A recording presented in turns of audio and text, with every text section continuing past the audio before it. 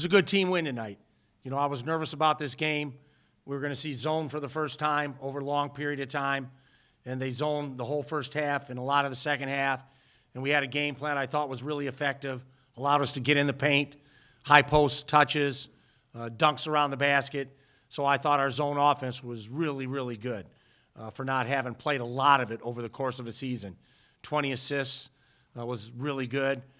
We shot, again, second game in a row, 50-some% from the field, 54%, which is good. Usually our defense carries us, which it did tonight, but our offense, when we play like that, then you get the margins we've had the last two games when both are playing well. So proud of the guys. Fresno, you know, I watched them on tape. I watched the Vegas game where they fought back and took a lead with 1 minute to go, and Vegas beat them at the very end. And they had 2 shots to win the game. So I knew they play hard. I told that to Coach Wahlberg before the game. You know, for a team that struggled and has the record your team has, you fight every game, and that's a credit to you and your coaching staff. You guys have not given in. And so we knew it was going to be a hard game, but we got on them early, and their lack of depth, I think, probably finally caught up with them a little bit. We were deep. Chemo came in. Wayne came in. BJ was sick tonight. He tried to go, but he was unable to. He played like a minute or two, and then we had to shut him down. But the bench of ours has always been a strength, and the bench was strong again tonight, whether it was Heidi and Farrell off the bench inside, dunking the ball, rebounding it, or Taj and Chemo and Wayne making shots and making plays. Our depth is helping us this time of the year. We seem to be fresh. Even though we're at the very end of the year, we seem to have fresh legs because we have a deep team. And hopefully that will serve us well as we play the last 5 games of the conference schedule. Coach, you mentioned earlier that you were nervous heading into tonight. The zone offense played very well. Was there anything that surprised you? No, I mean, it's all – zone offense is a little bit more – there's freedom within it. You know, when you're running set plays and man-to-man, you kind of know what you're going to get.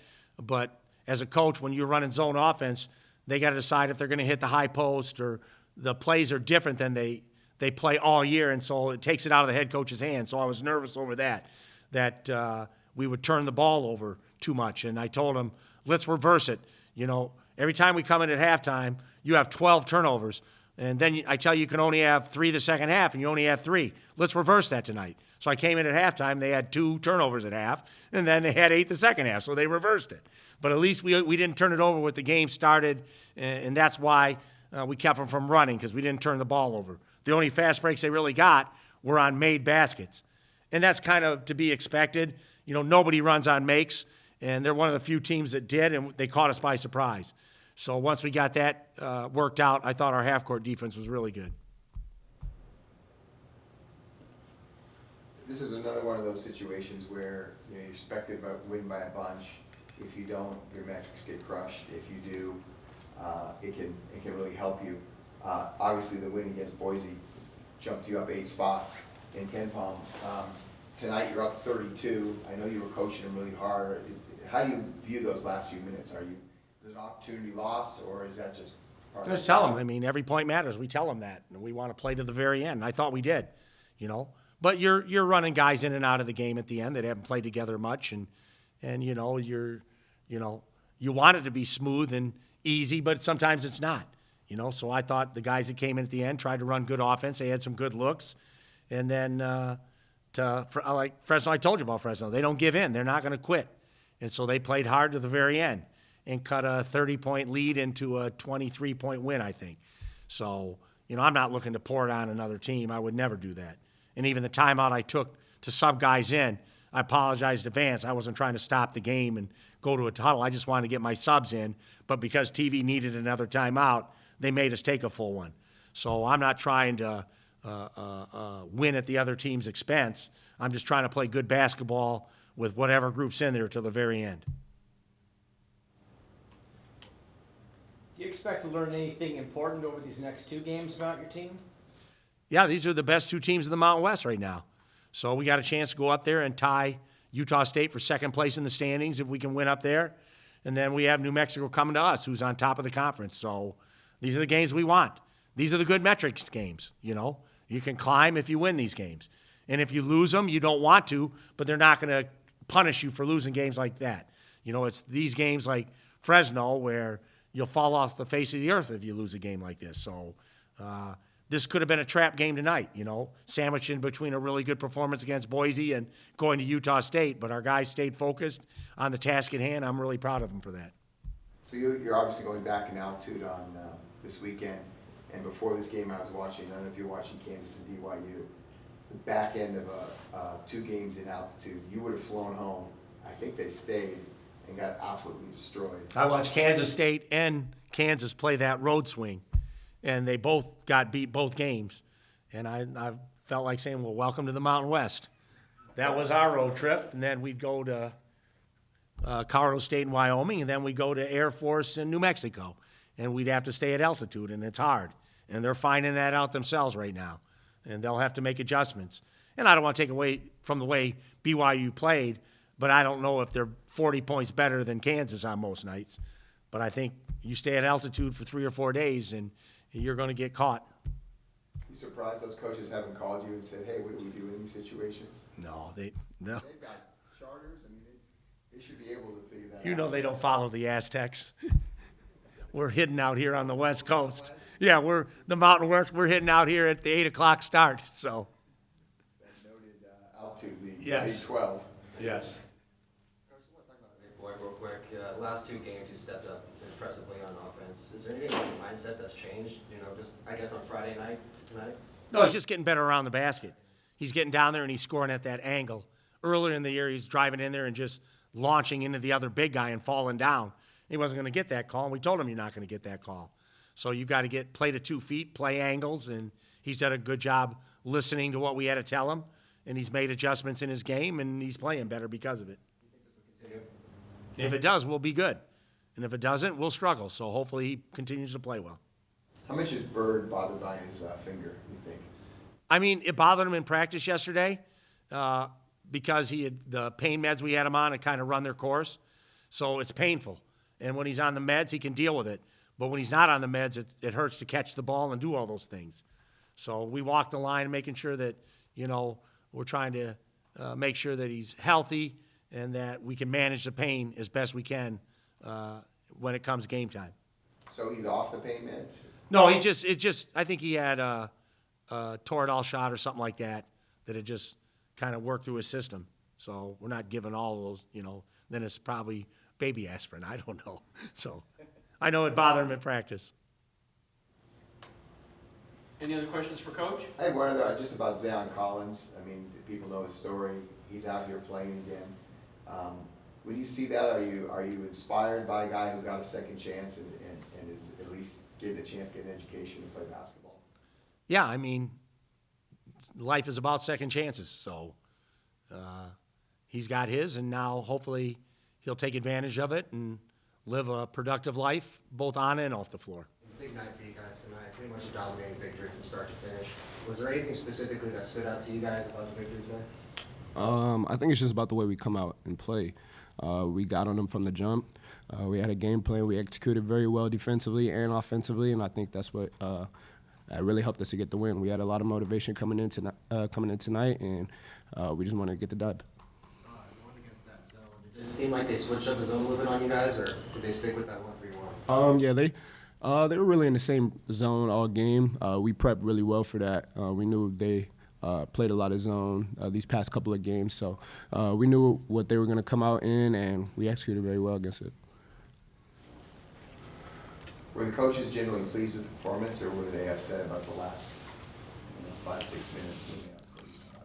We find the good in everything. Basketball is a game of runs, so you have to take that with everything. Teams are gonna make adjustments and try and do whatever they can to not lose by a larger amount. So hats off to them. They played really hard in the last stretch.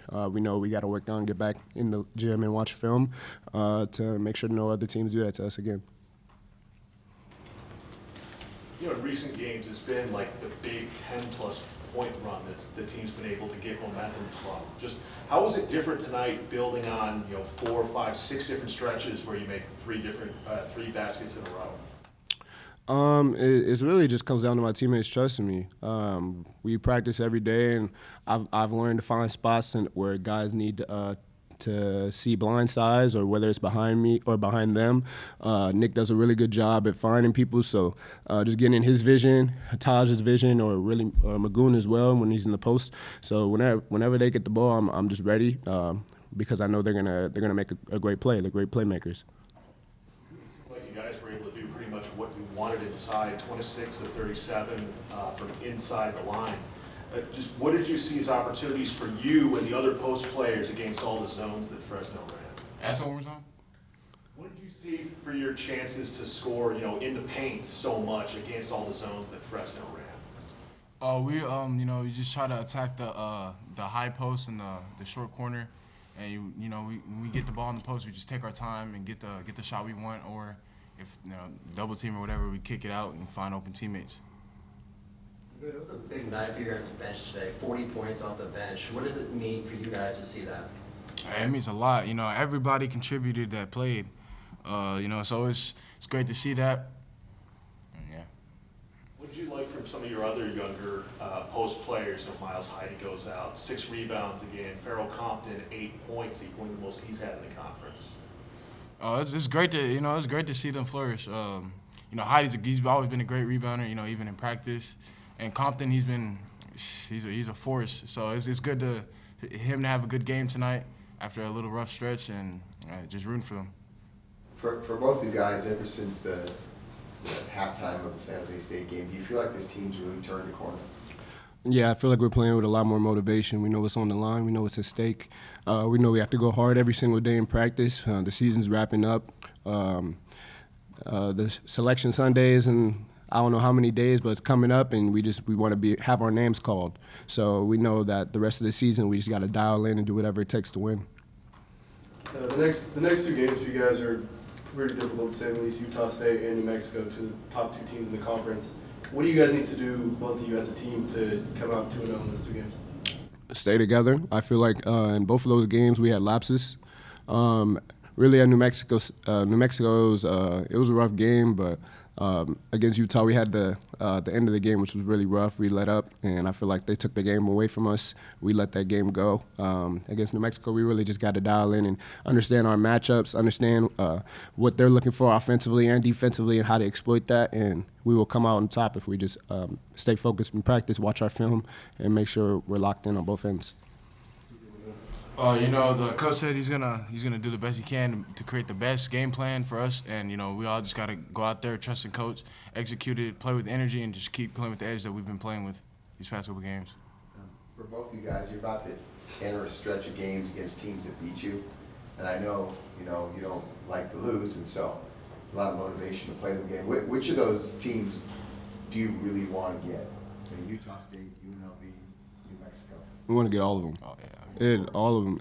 There's really one that really stung the most of those losses. We lost to Utah State, and it was rough at home. We don't like to lose at home. That one hurt really bad, and we really just got beat at New Mexico. So that was a game that really stung as well. And then the game against UNLV as well at home, losing the game at home it hurts. So all those games coming up, we want to make sure we get all of them, and we just got to do what we do so we can come out on top.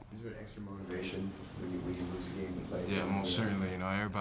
Pretty sure everybody on the team's they've been in the back of the mind thinking about these couple games coming up after losing to them. You have one Magoon that you just like, I really want this one.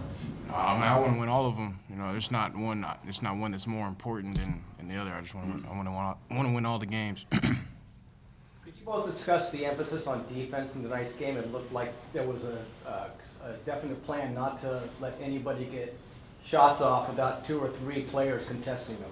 Yeah, we do that every day. Really, that's our main emphasis. That's our identity. That's who we are. Defensively, we want to make sure we're doing everything we can to stop the other team. So tonight as well, we just wanted to make sure we came out, pressed really hard on them, and punched first, and it worked for us. Any thoughts on that topic? On pressing on defense and contesting almost every shot you can. Oh yeah, we've been helping more for other teammates, and defense is it's our identity. That's something we always emphasize, and we were more locked in today than we have in past games. Any further questions for the student athletes? Wayne, what was it like being a Coronado guy, seeing another Coronado guy and Alex Crawford on the other side of the bench? Yeah, it was pretty cool. Seeing my teammate on the other side, it's good. It's good to see. I'm very proud of him. He's worked really hard to get here, and it's pretty cool to be on the same court as him again.